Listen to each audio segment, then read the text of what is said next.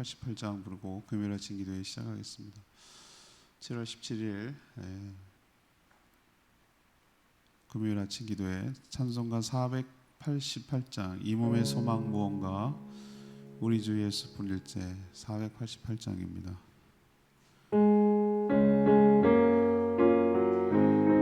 이 몸의 소망 이 몸의 소망 무언가 우리 주 예수 뿐일세 우리 주 예수밖에는 믿으리 아주 없도다. 주 나의 완성이시니 그 위에 내가 서리라 그 위에 내가 서리라. 무섭게 바람 부는 밤 물결이 높이 설렐 때 우리 주 크신 은혜의 소망에 닿을 줄이라. 주 나의 완성이시니 그 위에 내가 서리라 그 위에 내가 서리라. 세상에 맺던 모든 것 끊어질 그날 되어도 구주의 언약이 싸워 내 소망 더욱 크리라. 주 나의 완성이시니 그 위에 내가 서리라 그 위에 내가 서리라. 바라던 천국 올라가 하나님 앞에 배울 때 구주의 은혜를 힘입어 어여치 바로 서리라. 주 나의 완성이시니 그 위에 내가 서리라 그 위에 내가 서리라. 찬양집 661장 찬양집 661장 같이 부르겠습니다. 항상 진실께 내 맘 바꾸사 661장입니다.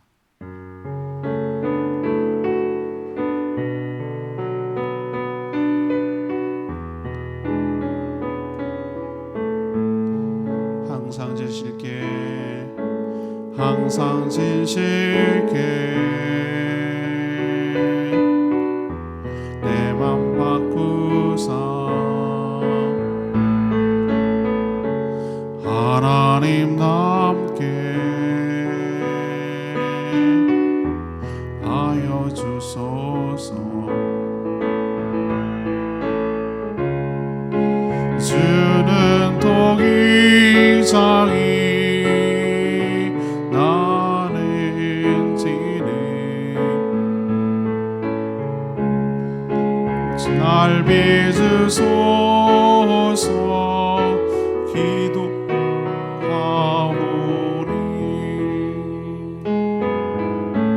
항상 진실께 내 맘 바꾸사 하나님 남게 하여 주소서.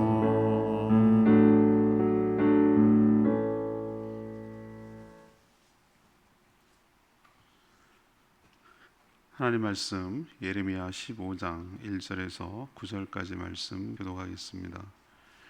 예레미야 15장 1절에서 9절입니다. 오늘은 7월 17일 금요일 아침입니다. 7월 17일자 본문 예레미야 15장 1절에서 9절까지 말씀 교독하겠습니다. 구약성경 1074쪽입니다. 여호와께서 내게 이르시되 모세와 사무엘이 내 앞에 섰다 할지라도 내 마음은 이 백성을 향할 수 없나니 그들을 내 앞에서 쫓아내 보내라. 그들이 만일 내게 말하기를 우리가 어디로 나아가리요 하거든 너는 그들에게 이르기를 여호와께서 이와 같이 말씀하시니라. 죽을 자는 죽음으로 나아가고 칼을 받을 자는 칼로 나아가고 기근을 당할 자는 기근으로 나아가고 포로될 자는 포로됨으로 나아갈지니라 하셨다 하라.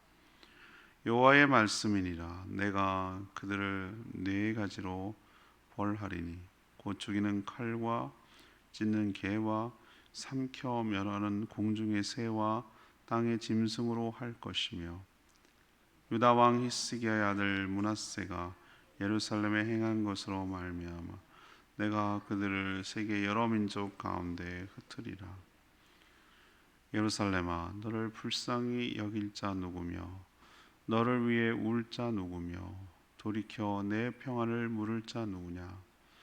여호와께서 이르시되 내가 나를 버렸고 내게서 물러갔으므로 내게로 내 손을 펴서 너를 멸하라 했노니 이는 내가 뜻을 돌이키기에 지쳤음이로다. 내가 그들을 그 땅의 여러 성문에서 키로 까물러 그 자식을 끊어서 내 백성을 멸하였나니 이는 그들이 자기들의 길에서 돌이키지 아니하였음이라. 그들의 과부가 내 앞에 바다 모래보다 더 많아졌느니라. 내가 대낮에 파멸시킬 자를 그들에게로 데려다가 그들과 청년들의 어미를 쳐서 놀람과 두려움을 그들에게 갑자기 닥치게 하였으며 일곱을 낳은 여인에게는 쇠약하여 기절하게 하며 아직도 대낮에 그의 해가 떨어져서 그에게 수치와 근심을 당하게 하였느니라. 그 남은 자는 그들의 대적의 칼에 붙이리라. 여호와의 말씀이니라. 아멘. 하나님께서 이스라엘에게 징계를 내리겠다는 그 하나님의 결심이 아주 확고합니다. 모세와 사무엘이 나타나서 내 앞에서 중재를 해도 듣지 않고 모조리 쫓아내겠다라고 아주 단호하게 말씀하십니다.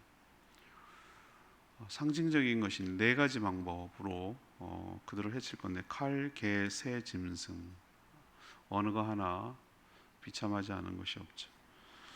이들은 하나님을 버리고 우상을 섬겼습니다. 그렇게나 설득하고 경고했음에도 돌이키지 않아 하나님의 결심을 굳히셨습니다. 갑자기 닥친 환난으로 이들은 놀람과 두려움 속에 근심과 수치를 당하게 될 것이다. 이것이 오늘의 내용입니다. 오늘 질문은 하나님의 확고한 결심은 무엇입니까? 왜 이런 결심을 하게 됐는지를 살펴보려고 하는 것입니다. 첫 번째는 1절 2절에 있는 말씀처럼 어떤 중재도 듣지 않고 심판하겠다. 이게 확고한 결심이에요. 하나님은 예레미야 선지자가 자신의 동족 이스라엘 백성들에게 내려질 그 심판을 철회해 달라고 거듭해서 중보기도하며 간청한 내용이 어제 묵상한 내용입니다. 하나님은 예레미야 선지자에게 더 이상 이스라엘 백성들을 위해서 기도하지 말라고까지 명령을 하셨습니다. 이미 심판을 내리기로 굳게 작정하셨기 때문이죠. 하나님은 심지어 이렇게까지 표현하셨습니다. 자신 앞에 모세와 사무엘이 서서 간절히 중재하며 탄원한다고 해도 듣지 않겠다라고 오늘 말씀하세요. 모세와 사무엘은 구약의 참 대표적인 인물이에요. 모세는 출애굽을 인도하고 시내산에서 언약을 받은 하나님을 대면한 참 모세는 율법의 상징적인 인물이죠. 사무엘은 또 어떻습니까? 마지막 사사이기도 하고 첫 번째 선지자이기도 해요. 이스라엘의 건국에 굉장히 주도적으로 나라를 나라답게 왕을 세우는 과정, 그 혼란스러운 사사기를 끝내고 왕정 시대로 들어가게 한 대표적인 인물이 사무엘입니다. 모세와 사무엘이 하나님 앞에 나서서 지금 이 상황을 놓고 중재하고 탄원한다고 해도 듣지 않겠다. 하나님이 결심이 굳어졌다. 이것을 이런 식으로 표현하는 것이죠. 그럼 이들은 앞으로 어떻게 될 것인가? 백성들이 물을 거라는 거예요. 그럼 우리는 어떻게 됩니까? 어디로 가겠습니까? 라고 말했을 때 하나님 참 잔인하게 말씀하시는 것처럼 보여요. 죽을 자는 죽게 될 것인데 칼을 받을 자는 칼로, 기근을 당할 자는 기근으로, 포로를 당할 자는 포로가 될 것이다.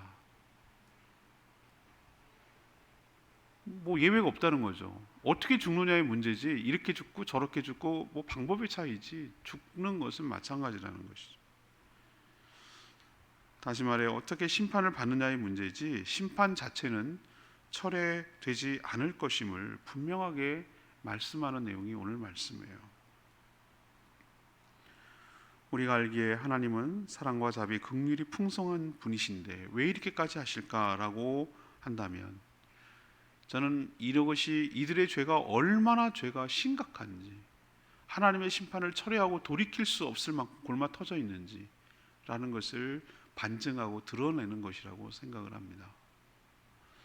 우리도 기억해야 될 것, 하나님이 이런 결심을 했을 때 정말 단호하구나 라는 것을 우리가 깨달아야 되시고, 우리는 자꾸 하나님의 오래 참고 인내하고 사랑과 자비가 많은 쪽만 생각하는데, 하나님이 얼마나 공의의 하나님이고 능력의 하나님이신지에 대해서 간과할 때가 많이 있어요. 하나님의 인내력을 테스트하고 하나님의 분노를 자극하고 그렇게 할 때가 얼마나 많은지 몰라요. 오늘 이 확고한 결심을 통해 이런 일이 생기지 않도록 우리는 삼가 조심하고 또 조심하고 정결하고 거룩하게 살아가는 저희 모두가 되기를 원합니다. 두 번째, 하나님의 결심, 확고한 결심은 무엇인가? 3절에서 6절까지 말씀입니다. 배신의 대가를 꼭 치르게 하겠다. 배신 대가를 꼭 치르게 하겠다. 하나님께서 이스라엘 백성들을 심판하기 위해서 동원하는 방법은 4가지라고 오늘 설명하고 있어요. 죽이는 칼, 찢는 개, 삼켜 멸하는 공중의 새와 짐승, 4종류예요. 왜 이렇게 대하실까? 오늘 4절 말씀, 유다 왕 히스기야의 아들 므낫세가 행한 짓이 결정적이었어요. 우리가 이제 요 예레미야가 끝나면 고린도 후서로 갔다가 다시 이제 그 역사서를 공부하게 되거든요. 역대한가요? 이걸 공부하게 될 텐데, 이 므낫세가 유다 왕 중에 최악이에요, 최악. 이때 누구보다도 우상 숭배에 앞장선 인물, 우상 숭배에 심취했던 인물이에요. 예루살렘 성전 안에서 버젓이 우상을 세운 장본이 성전 안에다가 하나님이 콕 집어가지고 이 왕을 언급한 이유를 아시겠어요? 이미 이 왕은 죽고 없어요. 지금 마지막 왕 끝날 멸망하기 직전인데 왜 그 전전전 왕을 갖다가 이게 언급하실까? 그 상징적인 인물 때문에 그러는 거예요. 그 므낫세가 저지른 결정적, 그 얘기를 지금 콕 집어서 얘기하는 게, 하나님이 유독 여러 죄들이 많지만 이 므낫세가 행한 죄가 아주 그 결정적으로 심판을 내리게 된 이유라는 걸 설명하기 위해서 그렇게 하는 것이죠. 하나님이 이미 그때 이스라엘 백성들을 전 세계 곳곳에 흩어버리기로 작정하셨어요. 아무도 그들을 불쌍히 여기거나 울거나 안부를 묻는 자가 없을 것이라고 하셨어요. 하나님과의 그 언약 관계에 있었는데 이 언약 관계를 배반하고 하나님을 떠나 다른 우상에게로 떠나갔기 때문입니다. 하나님은 그들을 돌이키게 하려고 경고도 하고 설득도 했으나 소용이 없었어요. 이미 하나님 이런 표현 잘 쓰시지 않는데, 내가 지쳤다. 6절에 이런 표현을 쓰고, 내가 뜻을 돌이키기에 지쳤다. 제가 언약 관계는 꼭 혼 관계랑 비슷하다고 제가 말씀드렸죠. 부부 관계가 뭐 처음부터 파국으로 치닫겠어요? 설득하고 경고하고 뭐 정말 여러 가지 방법을 했는데도 안 됐을 경우잖아요. 그런 거랑 너무 비슷하지 않아요? 이 관계라는 게 그래요. 하나님께서는 정말 최선을 다하셨어요, 본인 입장에서는. 근데 정말 최악의 악수를 뜨고 또 뜨고, 정말 신이와 나머지 있는 조그만한 신뢰관계마저 탈탈 털어버려서 배신한 그 배신의 대가를 꼭 치르게 하겠다고 하나님께서 오늘 얘기하시는 거예요. 그 상실감과 그 배신감이 참을 수가 없거든요. 하나님께서 돌이키기에는 이미 너무 늦었어요. 하나님 왜 그러세요? 하나님 무조건 다 해야 돼. 그게 하나님이라고 생각하시면 여러분 잘못 오해하신 거예요. 하나님은 우리가 하나님의 형상을 닮았다고 하는데 모양을 닮았다는 게 아니라 그 마음을 일부 닮았거든요.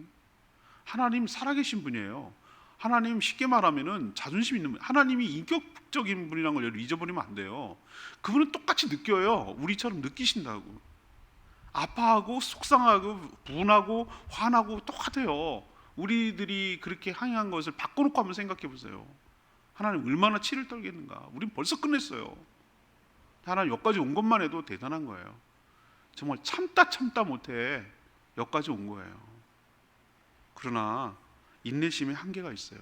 이들은 하나님을 시험했어요. 그리고 그 배신의 대가를 반드시 치르게 될 것. 이게 분명한 결심이에요. 하나님께서 그냥 넘어가지 않아요. 우린 지금 옛날 얘기처럼 얘기하고 있는데 예수 그리스도의 십자가가 죄는 그냥 없어지지 않는다라는 걸 분명하게 보여주는 거예요. 세 번째는 7절에서 9절까지 말씀인데요. 갑작스런 침략을 통해 파멸하겠다라는 것이 확고한 결심이에요. 지금 이건 이제 안 바꾸실 것 같아요. 그리고 실제로 역사적으로 보면 바벨론 침략이 10년간에 걸쳐서 3번에 걸쳐서 들어오는 10년간 3번에 걸쳐서 오는데 586년이 최종 3차례 마지막 3번째라서 쫄딱 망한 거고 그 거꾸로 올라가면은 97년 그때 첫 번째로 침략한 느부갓네살 왕이 하나님은 이미 작정하셨다가 시행하시는 것뿐인데 심판을 당하는 이스라엘 백성들 입장에서는 어떻죠? 이게 갑작스럽게 느껴지는 거예요. 그러니까 너무 상황 판단을 못하고 있었다는 거예요. 설마 했던 거예요. 예레미야 선지자가 말하는 게 괜히 그냥 하는 소리인 줄 알았는 것 같아요. 너무 뭐라고 안일하게 생각했다 그럴까? 그러니까 전혀 예상하지 못하고 있다가 설마 했겠죠. 그러다가 정말 대비하지 않아서 심판을 당하는 거니까 이스라엘 백성 입장에서는 뭐죠? 갑작스러운 거고 하나님 입장에서는 그건 예고된 수순이었고 이게 이 차이예요. 이 차이. 하나님은 갑작스러운 게 아니에요. 이미 참고 얘기하고 또 얘기하고 여러 차례 얘기한 거예요. 다만 하나님의 경고를 멸시하고 귀담아 듣지 않았기 때문에 갑작스럽게 느껴지는 거죠. 하나님 오늘 어떤 표현을 씁니까? 키로 까불듯이.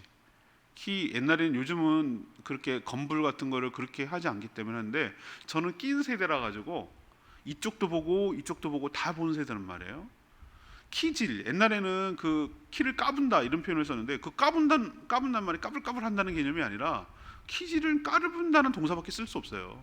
이렇게 해갖고 키를 놓고 이렇게 살살 흔들면 알고 보면 무게 때문에 앞으로 이렇게 모이고 무게가 없는 껍질은 점점 밖으로 나가서 버려서 분리시키는 작업을 키질한다고 얘기를 해요. 요즘 그렇게 할 필요 없어요. 다 마트 가면은 봉지로 딱 알곡만 딱딱딱 모아가지고 돌 빼, 껍질 빼, 다 빼가지고 딱 나오니까 처음부터 그렇게 나오는 줄 알아요. 요즘 아이들은. 그렇지만 옛날에는 전부 다 농경 사회는 그 작업, 탈곡 작업을 다 해야 된단 말이에요. 그러니까 이런 표현을 쓰면은 저희 세대까지만 해도 이게 알아듣는데 저희 자녀들 세대만 해도 이게 뭔 말인지 못 알아듣는단 말이에요. 이게 참 가면 갈수록 이 문화적 갭이 엄청 커요.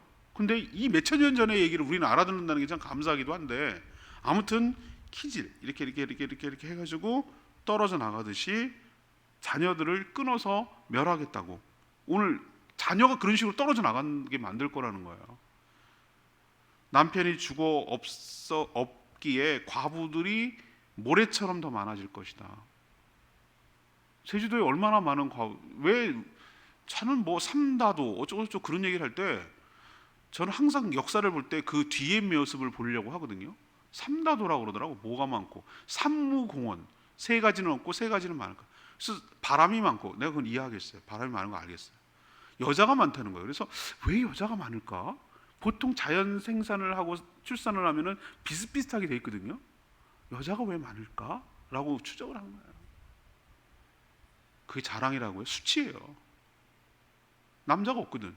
이래 죽고 저래 죽고 물고기 잡으러 나갔다가 죽고 전쟁통에 죽고 징용 끌려가서 죽고 4.3 때 죽고 이러니 남자가 씨가 마른 거예요. 그러니까 여기는 첩제도가 아직까지도 그 잔재가 남아있단 말이에요. 그것 때문에 가정이 얼마나 불화한지 모르고. 그게 왜 그런가 했더니 그런 역사적 백그라운드가 있는 거예요. 근데 그 얘기를 지금 하시는 거예요, 하나님께서. 얼마나 남자가 다 죽어갔으면 과부가 모래처럼 많을 것이다 라고. 이게 저주예요. 심판이기도 하고요. 대낮에도 청년들과 어미들을 칠 것이다. 오늘 이런 표현도 쓰고 있고, 이들은 갑자기 닥친 심판으로 놀라며 두려워 떨며 죽어갈 것이다 하는 이런 표현을 쓰고 있어요. 여인은 참상을 감당하지 못하고 그 모습을 보고 쇠약해져서 혼절, 기절할 것이다. 감당이 안 되면 사람이 이게 블랙아웃 되거든요. 정전되듯이. 왜 사람이 기절하냐면 그것을 감당해내지 못하기 때문에, 충격을 너무 감당하지 못하기 때문에 일종의 일단은 블랙아웃 시켜가지고 그 장면을 못 보게 하려고 뇌가 자기를 보호하기 위한 것으로 기절을 하는 거거든요. 그런 것처럼 그 참상을 보니 차마 눈 뜨고 너무 감당이 안 되는 쇼크라서 혼절하고 기절할 것이다 라고 오늘 표현하고 있어요. 어쩌면 이렇게 하나님 디테일하게 이 멸망하는 과정, 심판을 이렇게 묘사하고 있는지 몰라요. 이래도 정신 못 차리더라고요. 이것은 시작에 불과하고 계속해서 어떻게 하죠? 수치와 근심을 당하게 될 것이다. 다 집집마다 색출을 해서 쓸만한 인간들은 줄줄이 굴비처럼 엮어가지고 모조리 포로로 끌려갈 거기 때문에 1차로 끌려가고 2차로 포로가 3차까지 끌려갔어요. 1차 때 끌려가고 2차 때 끌려가고 3차 때 끌려가고, 처음에는 똘똘한 애들 왕족과 귀족과 제사장과 에스겔이 끌려가고 제일 먼저 다니엘이 끌려가고 이런 식으로 끌려간 거예요. 전부 다. 한 차례, 두 차례, 세 차례. 나머지 사람들은 별볼 일 없고 가도 도움이 안 되는 거, 가다가 죽을 것 같은 거, 이런 애들만 다 남겨놓는 거예요.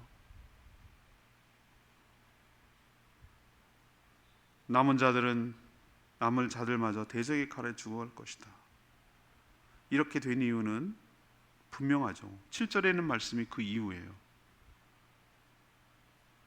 이는 because, 원인을 설명하는, 그들이 자기들의 길에서 뭐하지 않았기 때문에, 돌이키지 않았기 때문이라. 회개하지 않았고 악한 길에서 돌이키지 않았기 때문이라고 오늘 분명하게 그 귀책, 그러니까 책임을 묻고 있어요. 하나님은 그렇게 하기로 이미 굳게 작심하셨구나 라는 것을 오늘 여기 말씀을 통해서 아주 분명하게 알겠어요. 이렇게까지 단호해지도록 만든 책임은 이스라엘에게 있어요. 6절에 있는 말씀이 오늘 레마의 말씀인데, 여호와께서 이르시되 내가 나를 버렸고 나에게서 물러갔으므로 내게로 나의 손을 펴서 너를 멸하였노니 이는 내가 뜻을 돌이키기에 지쳤음이로다. 하나님은 심판을 돌이키기에 지쳤다라고 그 심정을 지금 피력하고 있어요. 하나님은 육신이 없기 때문에 피곤하거나 지치는 분이 아니셔요. 그럼에도 이런 표현을 하는 것은 그만큼 많이 돌이켜 참았다라는 반증이기도 해요. 진작 심판을 내려 멸절했어야 했는데 참고 돌이키기를 그동안 많이 해왔다라는 거예요. 그만큼 지쳤다는 거예요. 이제는 더 이상 참고 기다릴 수가 없노라고. 결국은 하나님의 손이 펴자 그들은 심판을 받았습니다. 하나님을 시험하는 것 어리석은 일인 줄로 압니다. 오늘 다시 본문 질문으로 돌아갑니다. 하나님의 확고한 결심은 무엇입니까? 왜 이렇게까지 되었습니까? 라는 걸 좀 해봐야 되겠는데, 그 뒷면에 뭐를 확고해졌습니까? 어떤 중재에도 뭐 하지 않겠다? 듣지 않고 심판을 내리겠다. 이만큼 하나님이 단단히 화가 나셨다는 것을 모세하고 사무엘이 와도 안 하겠다라고 얘기를 하시잖아요. 그리고 예레미야 보고 이제 기도하지 말라고 얘기하잖아요. 얼마나 그랬으면. 두 번째, 왜 그러시는가? 배신. 언약을 배신하고 므낫세가 저지른 죄, 우상을 하나님의 성전에다가까지 세우고 섬기는 이들의 이 행태에 아주 질려버렸어요. 하나님께서 그 화가 머리끝까지 나셨어요. 정말 일도 이제는 신뢰관계가 안 남았어요. 탈탈 털어서 배신감을 느끼기 때문에 어떻게 해볼 수가 없어요. 우리도 이렇게 되지 말란 법이 없어요. 참 조심해야 될 줄 압니다. 세 번째는 무엇이죠? 갑작스런 침략을 통해서 파멸하겠다는 거예요. 그들은 갑자기 있고요. 근데 하나님께서 그들이 여전히 돌이키지 않으므로 거기에 대한 상응한 대가를 치르게 하겠다는 것이 오늘의 말씀입니다. 우리 삶 가운데는 이런 일이 생기지 않도록 삼가 조심하며 살아가는 저희 모두가 되기를 원합니다. 오늘 말씀 붙들고 기도하기 전에 661장 찬양집 661장 부르고 기도하겠습니다.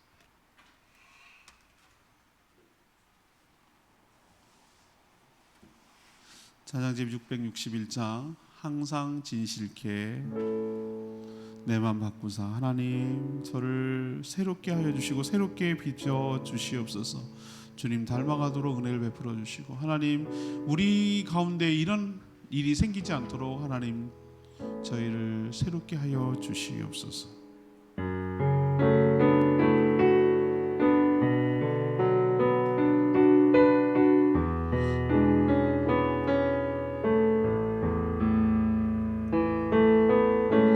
항상 진실케 내 맘 바꾸사. 하나님답게 하여 주소서. 주는 도의장이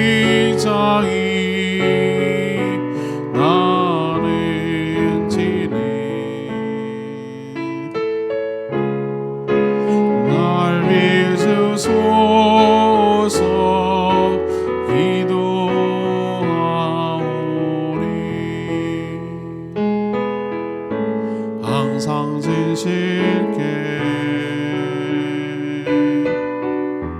내 맘 바꾸사. 하나님답게 하여 주소서.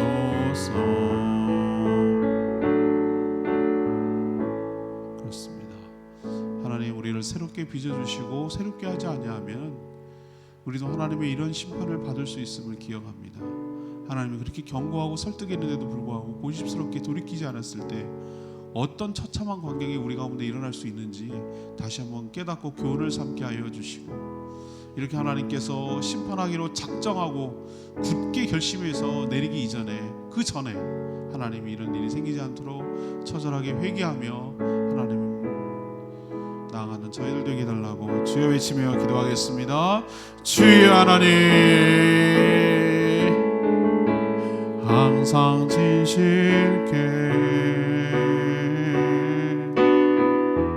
내 맘 바꾸사.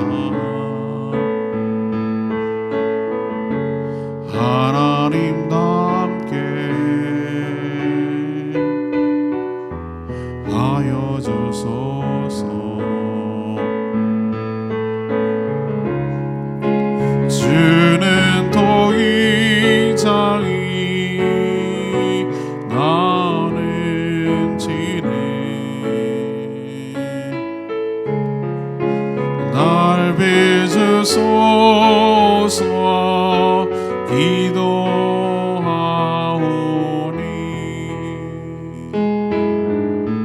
항상 진실케 내 맘 바꾸사. 하나님답게 하여 주소서.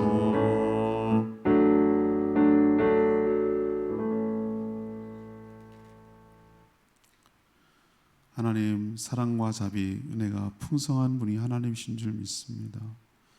하나님께서 이토록 단호하신 이유는 그만큼 그들의 죄가 심각하고 돌이키지 않았다는 증거라 믿습니다. 하나님께서 간절한 중보기도를 들으시고 심판을 철회하신 적이 훨씬 더 많습니다. 지금도 진작 내렸어야 할 심판을 철회하기를 반복하셔서 지치셨습니다. 하나님의 인내력을 시험하지 않게 하여 주시옵소서.